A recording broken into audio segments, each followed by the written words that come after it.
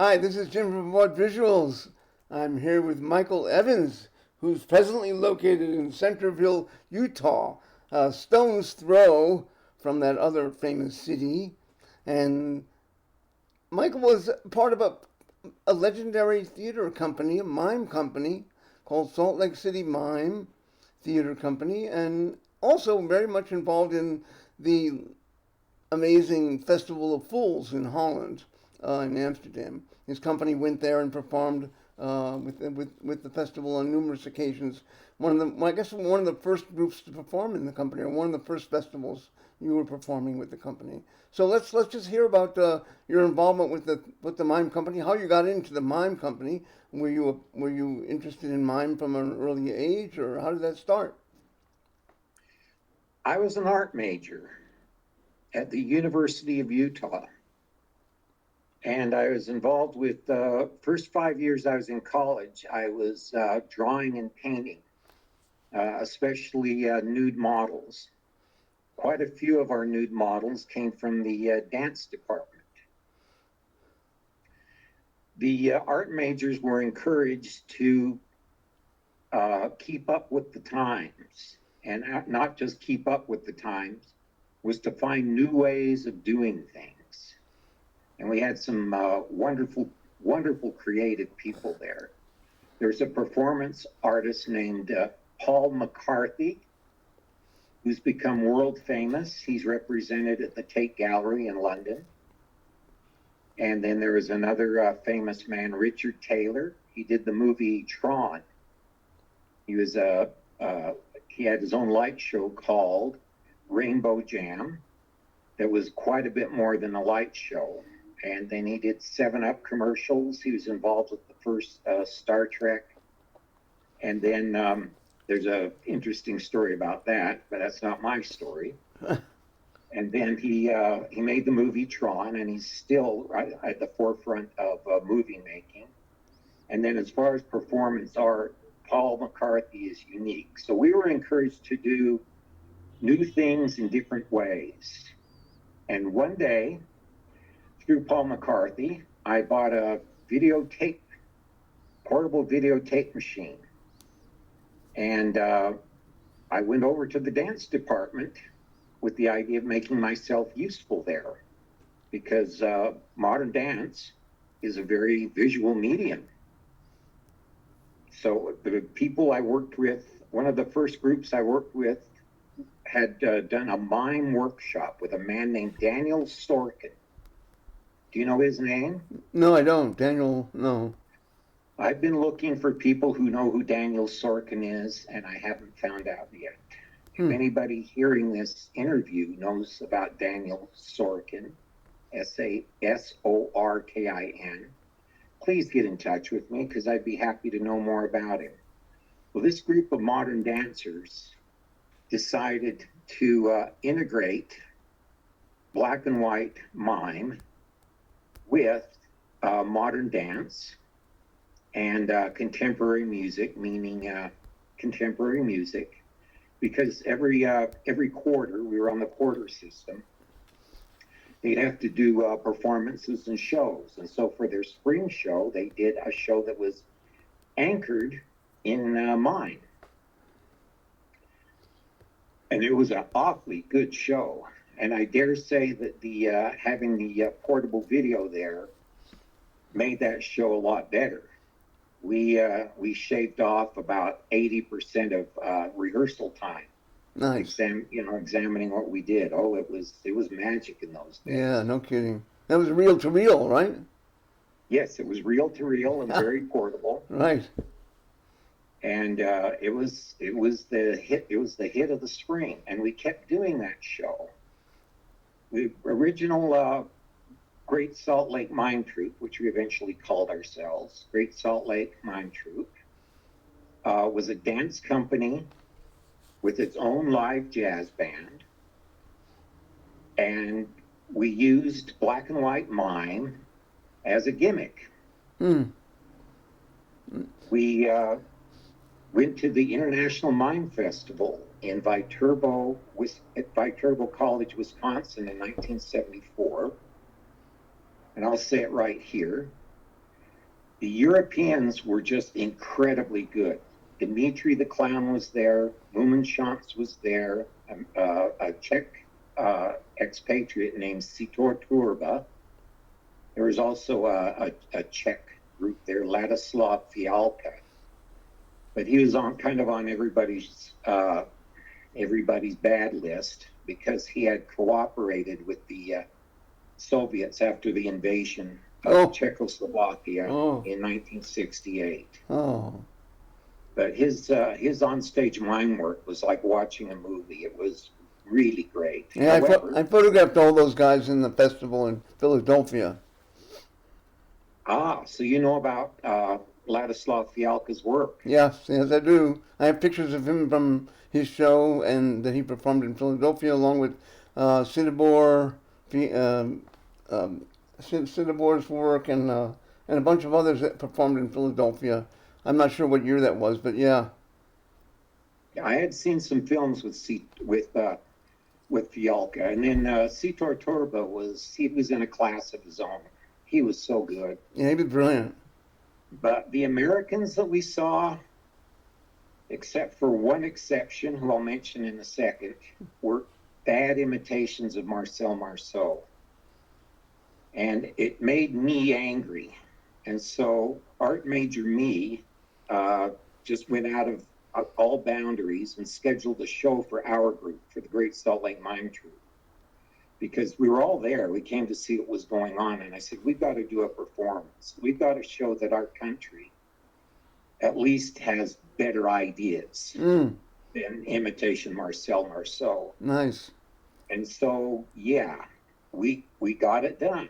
And we, coincidentally, about the time that we set that up and did it, Friends Roadshow came to the Friends Roadshow showed up with, excuse me, showed up with a fleet of vehicles and a big jazz funk band, just like ours. Right, Perhaps they were better at the time because they were, perhaps they were better at the time. right. And a whole bunch of beautiful women and a whole bunch of scraggly, long-haired guys like us. And they were just amazing, absolutely amazing. And their leader was a man named Django Edwards. And the Friends Roadshow came to our performance and afterwards said, you will do really well in Europe. And Django arranged to have us appear at the first Festival of Fools, which was scheduled a year later. Mm, Our job was to keep body and soul together for that year mm-hmm. and get ourselves over to Europe, because this was 1975. The Festival of Fools was a brand new idea. Would you like to know more of the details about that, what that festival was? Yeah, yeah. I think the people watching this would like to know more about it. Yes. There were three theaters in Amsterdam. Oh, excuse me about this. There were three theaters in Amsterdam. The Shaffy Theater, that was named after Ramesses Shaffy. That was a real classy place. And then there was the Paradiso. That was a church that was turned into a rock club. And then there was the Milky Way, an old dairy that had been cracked. And it became kind of a sprawling, what they called a youth club. Yep. It was a combination of a theater, a cafe, a tea house, and they added another theater. And the Fringe Roadshow and various assorted groups played at all three of those places, especially the Milky Way. The Milk Big, yeah, Milk Big, yeah. Milk Big. Yeah, yeah, exactly. Or the dairy, also called the Milky Way, which was a good idea. Did I call it the Milky Way or did I say Milk Big? You said both. Yeah. But it was a great venue. I was there many times. I saw many shows there. It was a really wonderful venue. And I totally agree. It still is. Yeah. It still is a wonderful venue. Absolutely. And I was always glad to deal with the place. It was It was potential personified. That's its business, was to realize potential. Did your company perform there, or was it what theater did you perform in? I'll get to that in a second. Okay. So the Festival of Fools was a collaboration between those three theaters. And by sharing their audience, they also increased their business. It was one of those things where, let's do this. The Holland Festival is already, bringing in crowds. It already has a good reputation. And the Melkweg was part of the Holland Festival in 1974. And they decided to compete with them. And by God, they were successful. They successfully competed with the Holland Festival in Amsterdam and the success was based on a lot of reasons. For instance, our material, meaning the festival's material, was fresh, new, came from the same age group as most of their audience did. They were very well trained. And the Holland Festival had started to become a thing where these famous theater companies would send their minor league teams to the festival. They just said, "Yeah, we'll send a show to the festival." And instead of sending their best work, they'd send their understudies, and they do things like Endgame. They do plays that were like 15 years old that the audience had already seen. And so the Festival of Fools was able to outcompete them for the sizes of their audience. And, and they get the kind of audience that, oh, I've heard of Endgame. And then they'd have an awful hard time staying awake. Or they'd see Waiting for Godot. Without Zero Mostel, Waiting for Godot is a very tough piece to play. Yeah. And you need real charisma with everybody on the stage because there's not too many people there. They better be charismatic. And the levels that it's on, your delivery needs to be perfect. I mean, there's different ways of doing it, but you've got to carry a lot of messages. Yeah, so I saw that show in New York. I saw that show in New York with Bill Irwin, F. Murray Abraham. It was really well done. I understand that Irwin does a fabulous job in that one. Yeah, he's a big proponent of that playwright. He loves that guy's work. Mm-hmm. As did Zero Mostel and also Bert Lahr. That's right. Bert Lahr was brilliant in that role. Yeah. But you need to bring your A game when you do Waiting for Godot and not send a student. The road show, the road company, right? It wasn't even the road company. Oh, they were putting people to sleep, and the critics were mentioning, wow, this stuff is just tedious. Wow, why are they doing this? It's too bad. It was good for the Festival of Fools. Their latest show. Why aren't they sending us the show that they're doing? Again, and there was no answer. You could just see what was going on. At least that benefited the Festival of Fools. It did. Yeah. It was they saw that too. Yeah. They saw that they could compete with them, and they did. They really did. The audiences came out and filled the place for those first 3 weeks. Mm-hmm. Which brings it to us. Yeah. Okay. So we had this combination of modern dance, a live jazz band. At the International Mime Festival, we acquired a very talented man named George Kugler, who became known as Giorgio, joined us. And we never made a better decision in our life. He was a very talented performer and an ace juggler. He could do, like for instance, he learned how to do a juggle, the basic cascade, but in the same week, he could also juggle ping pong balls with his mouth. He had this inherent skill that was just unstoppable. Nice. And he'd been a kindergarten teacher. And when he saw Dimitri, He totally understood the idea of the clown and the personification of the clown. And he used his role as a kindergarten teacher. He had it all together within 2 weeks, the Wow. basis of what was Giorgio. Wow. And it was just a matter of expanding and practicing it. And he became our co-star. Nice. People came to see us to see Giorgio, but they kept coming back to see the modern dance. The modern dance was our strong point. Original jazzy music, call it jazz fusion, and original modern dance. That's what kept bringing people back. Nice. And, you know, we expanded too. The people got involved. Our choreographer still lives in Amsterdam, Hmm. and she does very deep theater, very deep theater. But we also got involved with clowning. She developed a couple of good clowns. Madame Zabluva, that was pretty funny. And then she had a character called Katie Duck. And I'm going to skip the story of how Katie Duck became Katie Duck. But Katie Duck was a silent clown, and it was first started with a mime about gluttony, where she'd sit down and just consume like enormous amounts of food and drink. Yeah, but her timing was just exquisite, Wow. and it was like a shot of whiskey. Right. And yes, so she was our star, and also again, so was George.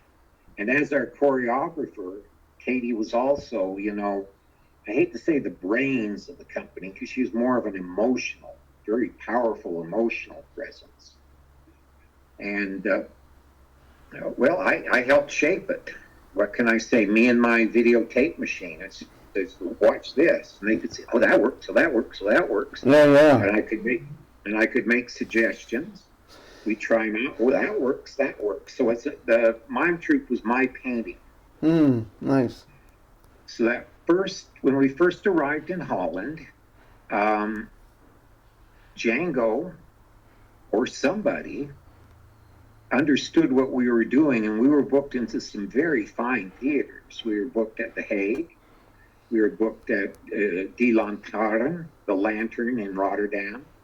And then we were also booked into a youth club in Harlem. That was a lot of fun. Oh, nice. We all danced till 4. Yeah, they liked the modern dance. They Mm. liked our mime show, just fine enough. But once the live music got started, everybody had a good Yeah. time.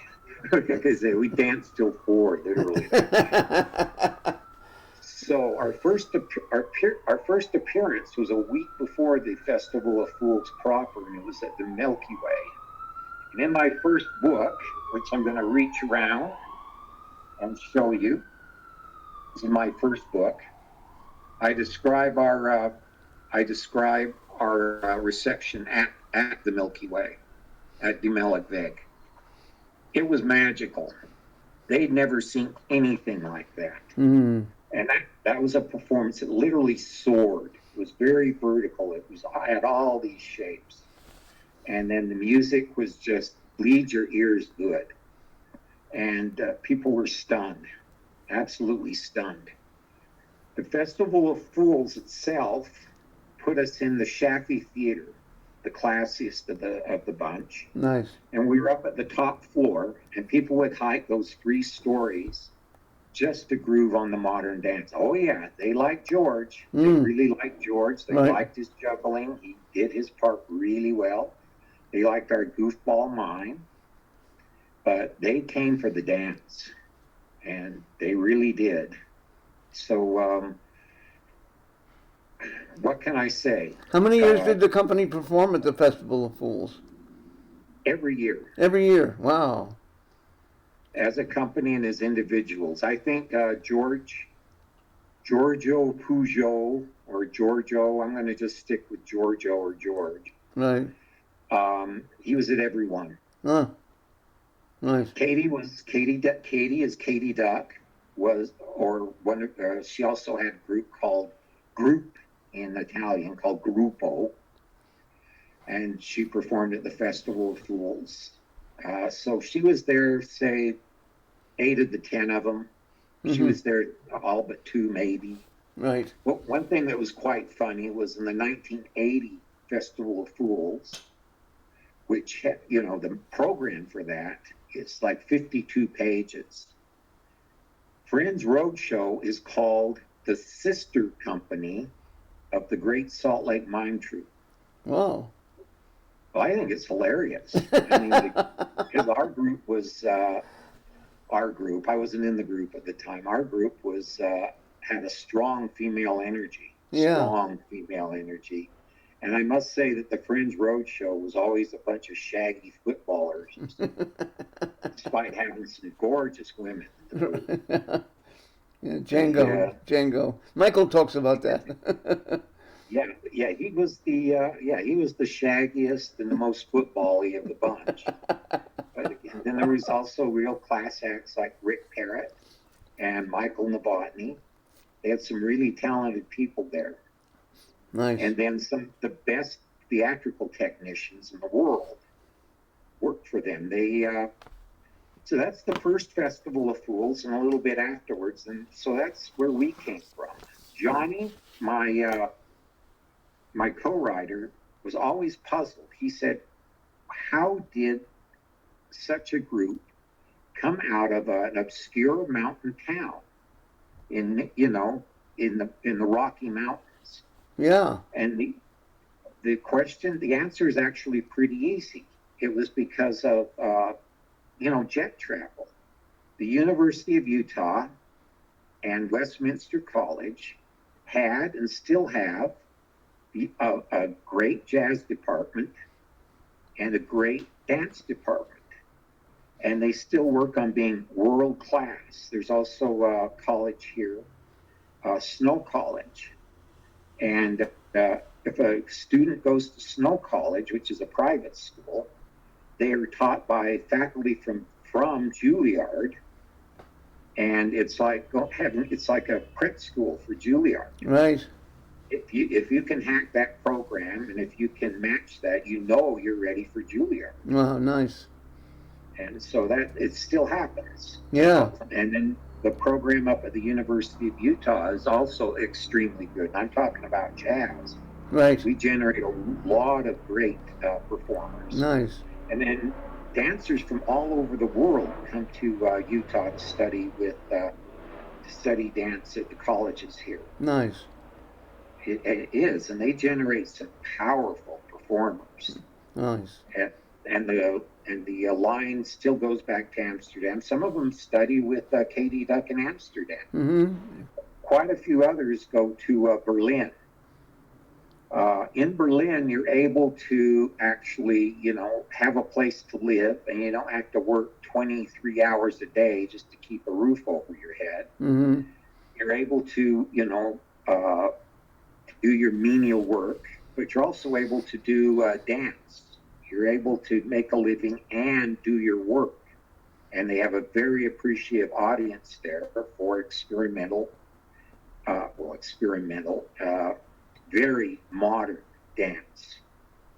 So we keep, they come here, we keep sending them back. Nice. In Holland, the local ballet company, Ballet West, had one of those talent shows, Yeah, these students are trying to crack into Ballet West. It was one of those, those things. Yeah. That was a huge hit for like 2 years. I mean, people were just following that stuff. Yeah. So in Amsterdam, Salt Lake City still has the reputation of, that's where the good dancers come from. And that reputation it also holds in Berlin and in Vienna. Nice. And I'm glad to say we were part of that. Nice. There was a lady that preceded us from Salt Lake called Val Valentine. And she's literally taught thousands of ballet students in Amsterdam. Mm. So, and we were part of that, and we helped solidify that reputation. And that's the one thing I'm very, very proud of that the Great Salt Lake Mime Troupe did. So it all started with cheap plane tickets from New York and from LA. Mm-hmm. Frank Zappa used to teach at Westminster College. Our band studied with him. Nice.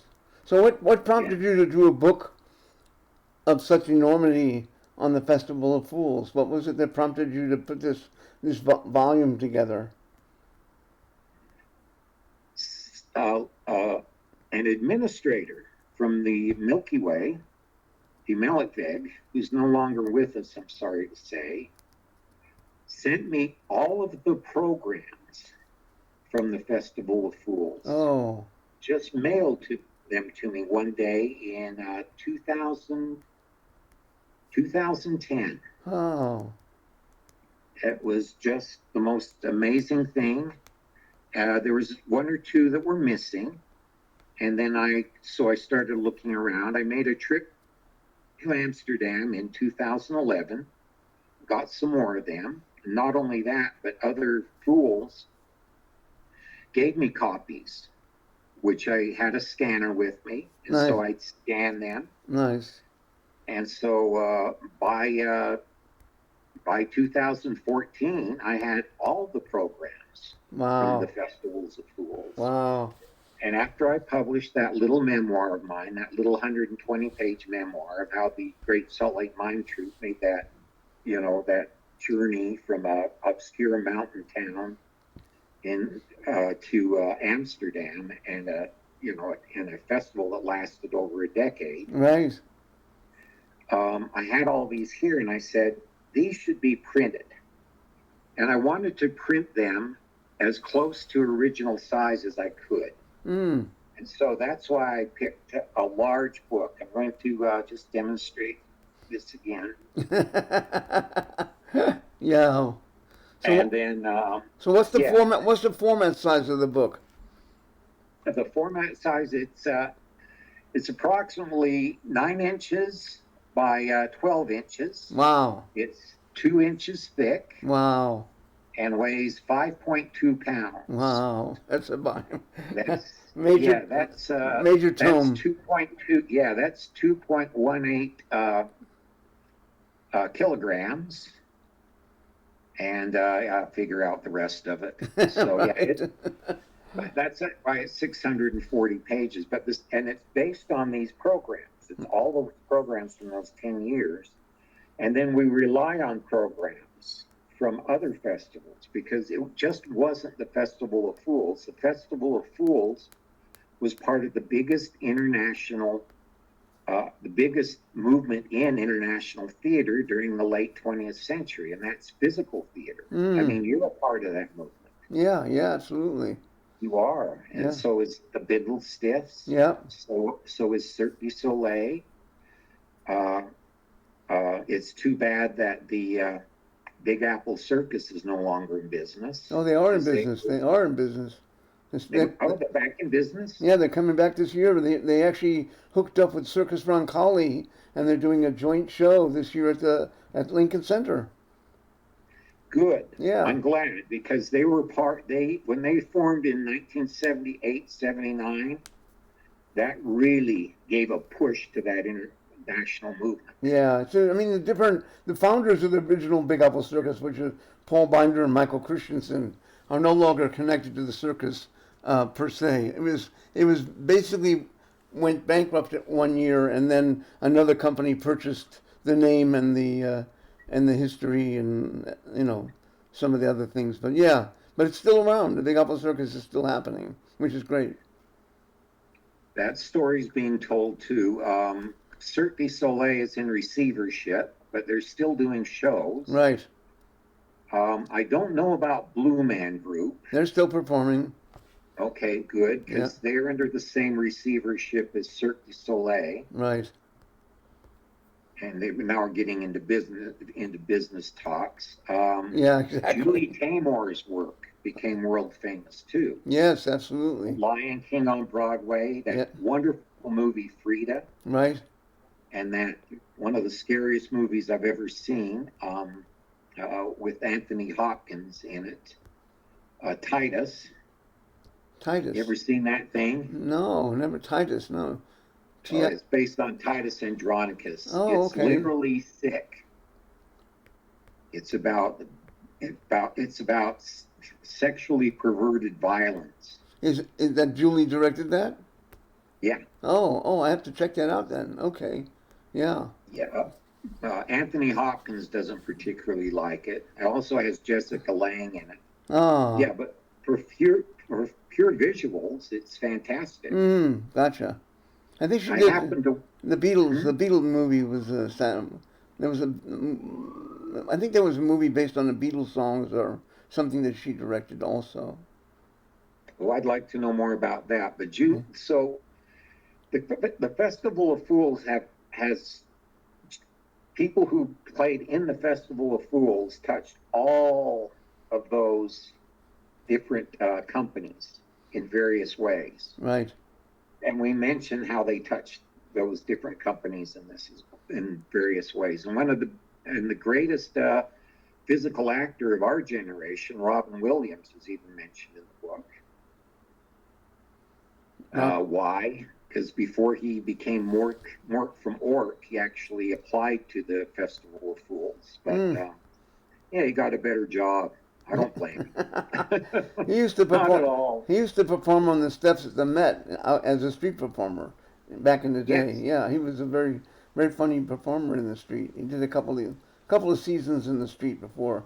In fact, there was one occasion. A friend of mine who's a very funny street performer, Mark Weiner, told me the story that he was on the steps of the Metropolitan Museum one Sunday, and Robin was performing across from him, and afterwards they had a little chat, and Robin mentioned to him that he had just done an audition for the TV show Mork and Mindy, and what he did was he did the whole interview audition standing on his head. So that's why he probably got the part of Mork and Mindy. Yeah, Mort from Mort did have a different perspective on the universe, didn't he? Indeed, indeed. So besides all the wonderful programs that illustrate this book, what other text is there in the book? Is it you and Michael writing about the festivals, or other people Oh, me and contributing? Johnny. Huh? Me and Johnny. Johnny You and Johnny, Melville was right, the right, co-writer. right. I was with the Festival of Fools the first 3 years, especially the first one.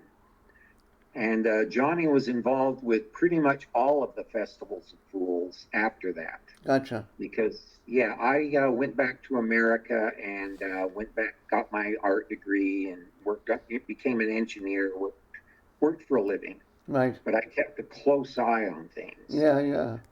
Okay, so John, what else is in the book? Johnny had this great idea. The book is punctuated with the pack of jokers, and these pack of jokers are people like Django, like Nola Ray, like Slava Polinin, Right. and other great performers. Charlie Chaplin's granddaughter, Aurelia, and there's about 2 dozen of them, and they can hold a stage by themselves. Right. Abner the Eccentric. Do you know Abner I know Eisenberg? Abner very well. Yeah. Yeah, he's there as one of the pack of jokers. Nice. So the book is punctuated with them. Nice. That's what else is in the book, and then there's programs the uh, from the Copenhagen Festival of Fools. Have you ever met John Paul Cook? John Paul.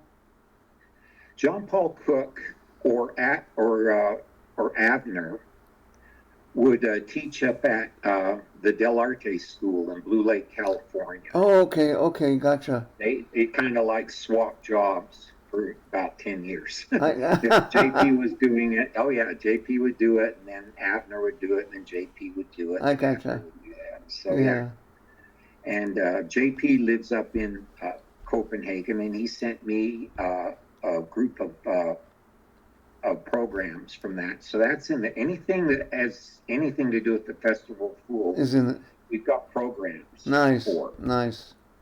We Nice. have one from Vienna, which shows these fools working on the same bill with the best of the best, like Mummenschanz, Mm, like Dimitri, and they're right up there with the best of the best. And nice, that's why nice. that whole program is in there, Yeah. just to brag a bit. It's Let yeah. I go. mean, it's delightful to look at programs that have so many extremely brilliant people performing on the same bill. I love to see that, and ones that I haven't seen before. When I see these, when I see these programs, I'm like, oh my gosh, that must have been such a great show. And Dimitri and Mummenschanz and Fialka and Sidibor, and all on the same bill at the festival. It's like, wow, I would love to have been there for that festival, and I would love to have been at the Festival of Fools. I never made any of the Festival of Fools, unfortunately. I really would love to have been there. I've been to Amsterdam numerous times, but I've never had the. And they stopped having him in 1984, and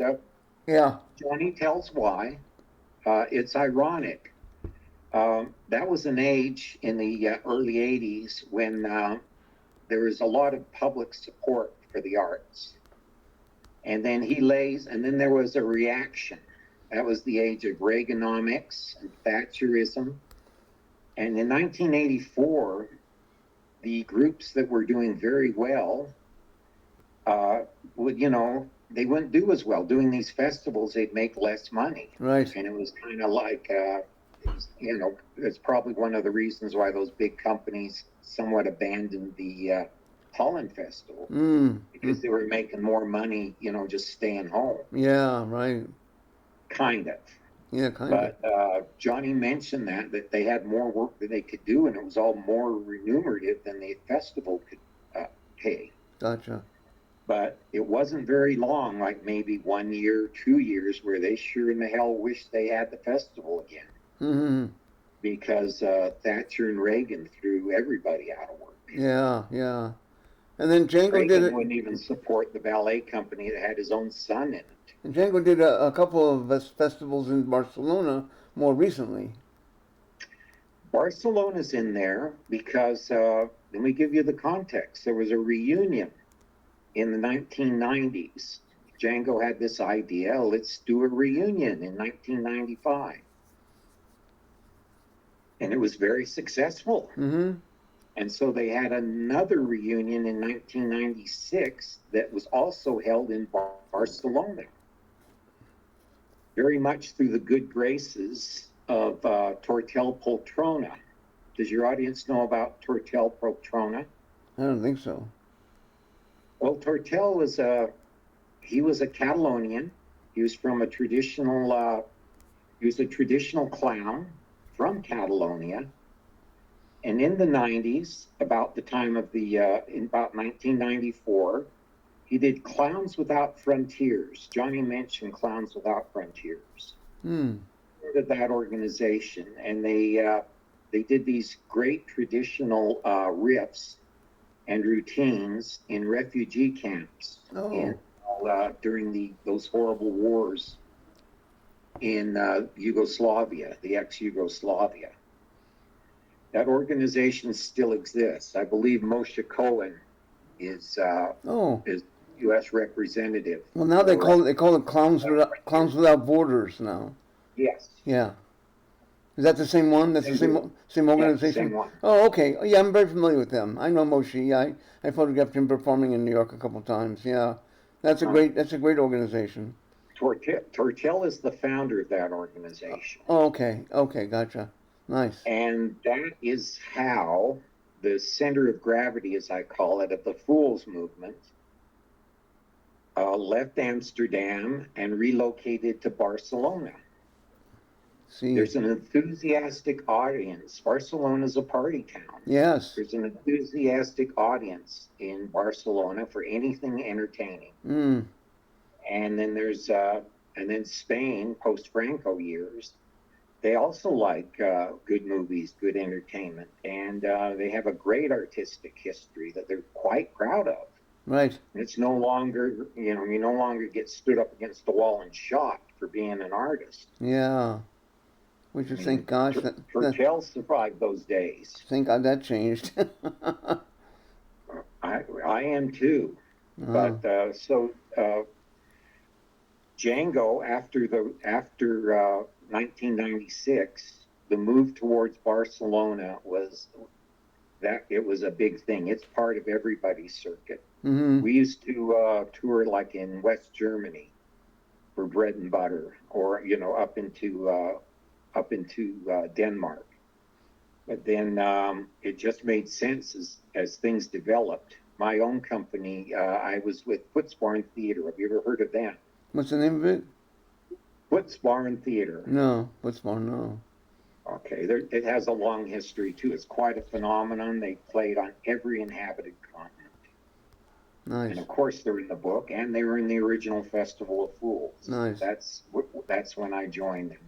I left the mime troupe to work with Footsbarn, and that was also a great idea. I learned so much working with them. That's great. They're still together. They just performed at the Edinburgh Festival. They did a version of The Snow Queen. My French is terrible, but it's called La Petite Garde. And where are they located out of? What city are they located in? Now they live in central France. Okay. Near a tiny place called, my French is terrible. It's spelled with an H. And it looks like it's Harriston. Okay. And if I tried to pronounce it, a Frenchman would just collapse with a heart attack. But that's what it kind of looks like. Right. But they still tour the world. That's great. That's great. Again, like a lot of the festival, a lot of the fools, we had world-class people there. Yeah, I know there was a lot of amazing performers at that festival over the years. Just an including Abner the Eccentric. And Abner, yes, exactly. I mean, just so many. And there was a festival too called the London Mime Festival. London Mime Festival, yeah, also another one. They lasted between 1977 and 2023. Right. Their last show was in January of 2023. I saw that announcement that they were shutting down. That was. But that's one hell of a run. Yeah, no kidding, no kidding. And they had a lot of amazing people perform at that festival. I mean, just a great lineup. Yeah. We have a whole chapter in the book devoted to that festival. Awesome. Wow. You can see the folks there, yeah. And best part of this whole book was people have been so open-handed and so just willing to share their experiences. Working with Helen Lonergan at the London Mime Festival was just a total delight. Nice, nice. Made everything available to me, gave me all the permissions that she could, and was very pleased with. I concentrated on fools though. So after about 2000, it gets pretty sparse after the 2000s. Right. Because again, I concentrate on Festival of Fools people in the London Mime Festival, but I also mention a couple of other very notable things, like Marcel Marceau performed there in a company. There was a large ensemble, like about 12 people. Nice. And then the mentor, Johnny Melville's mentor and friend, Lindsay Kemp. Lindsay Kemp, the English mime. Yeah, he performed there the same year. Oh, wow. That was, oh God, so there's, and I made sure that was in there too. Yeah, I read that. Abner and Johnny. Lindsay was associated with Johnny. That's a great mentor. Amazing. He's historical, Lindsay Kemp. I mean, historical. Yes. Annie Stainer was his student. Annie's in the book. She's one of the pack of jokers. Oh, cool. And Annie Stainer is her name. Right. And her husband, Reg Bolton, who's passed away now. They relocated to Australia. Uh-huh. She's still in Australia and still teaching. And Lindsay did a great job. She was a fabulous performer. Right. She was in a show called Turquoise Pantomime. Oh, yes. With a man you may have heard of called David Bowie. Yes, right, exactly. I remember that. And I think Lindsay Kemp directed that. He did. Yes, I remember that show. Yeah. When we performed in the Hot Theater, we had just come off the plane and we were jet lagged to exhaustion. Right. And we couldn't see the first night of the Hot Theater Festival. And we missed Turquoise Pantomime. Oh.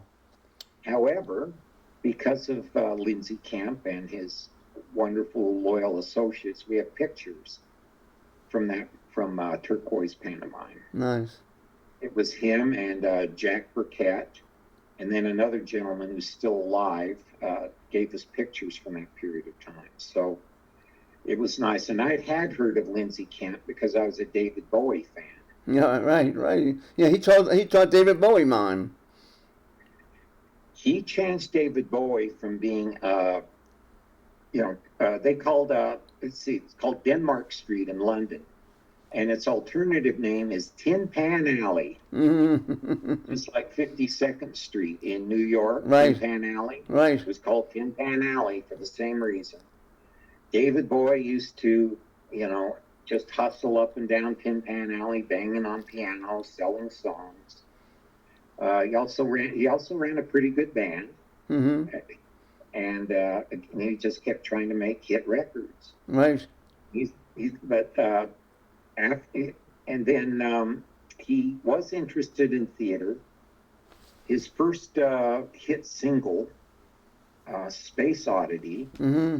actually had a charmingly naive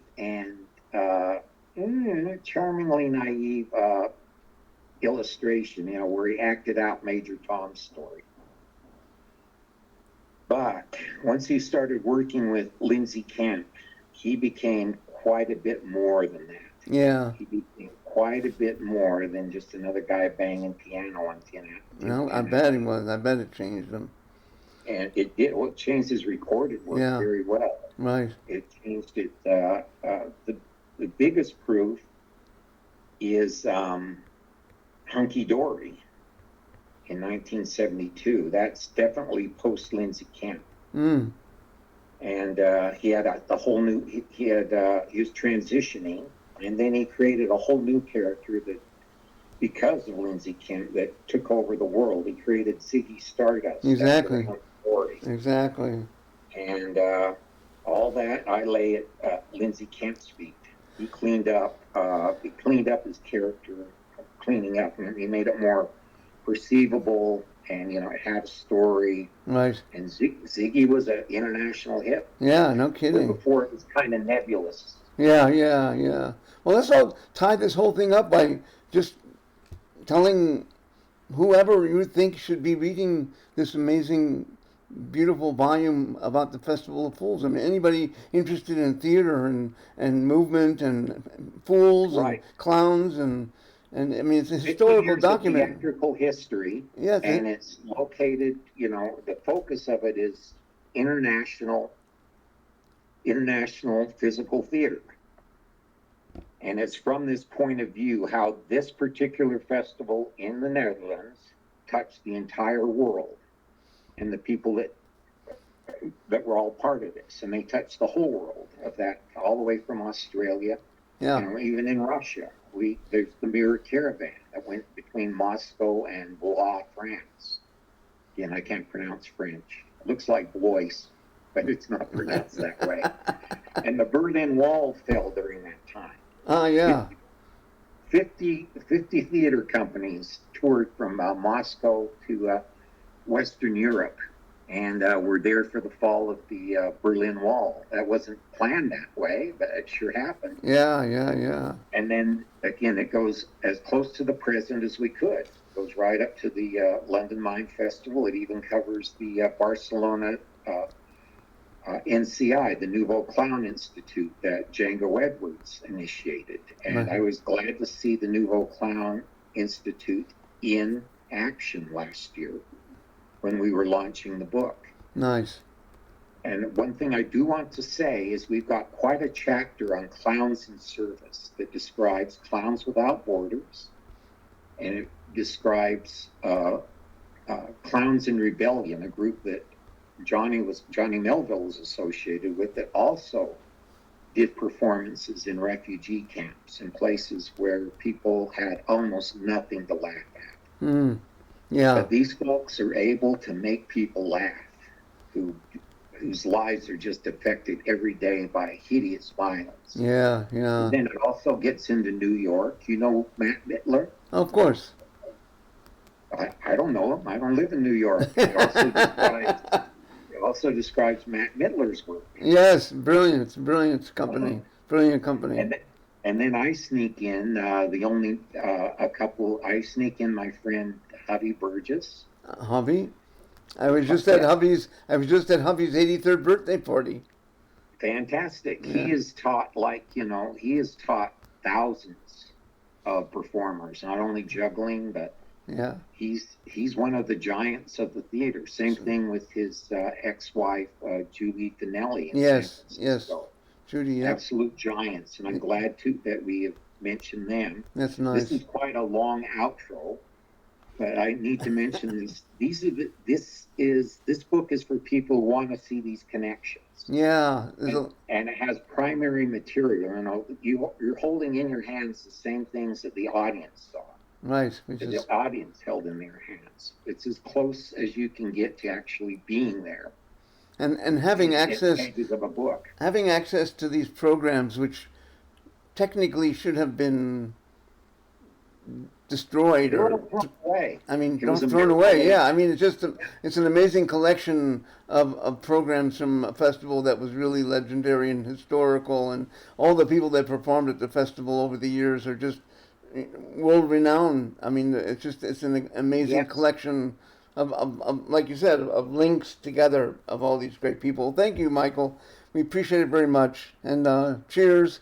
Let's move on to the next generation of performers and physical They're there. theater and The NCI in Barcelona was full of very talented people, yes, anywhere from people who are 19 years old who are shiningly talented to people in their 20s, people who in their 50s. I met this wonderful circus lady, this acrobat in France, and she does a number where she's selling bathtubs, and yeah, believe me, she gets wet, but it's also good family fun. yeah, How do you accomplish that? She does. that's She awesome. That's does. awesome.